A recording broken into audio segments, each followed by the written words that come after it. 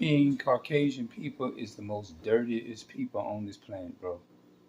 They are. And the reason our people is like that is because our people have been the slave masters conditioned our people into that way of thinking. Now, who are the slave masters in the Bible? The Canaanites, the Perizzites, Gomer, the Egyptians, and the Pharaoh's army. All of those people that was drowned during the Red Sea were all slave masters. Moses was not a slave master. Moses was a Hebrew slave, just like the rest of our people over here in America. There's a difference.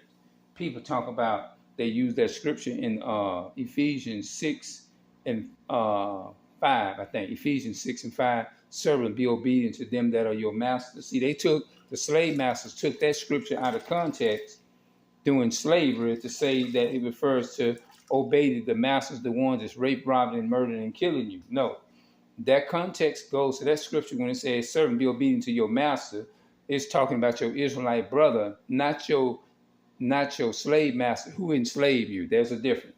So don't go around here and have that in mind like it's talking about your slave master. Same people that set up a white Jesus and set up a white image and all that kind of stuff to say that that's who it's talking about, the slave master who killed you in the streets and put you in prison. No, it's talking about your brother who was conditioned by the slave master, the ones that put you in prison and all of that type of stuff.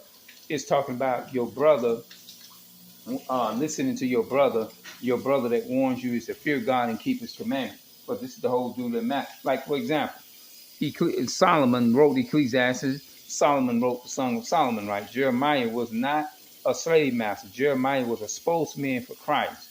And he was speaking on behalf of the children of Israel, right?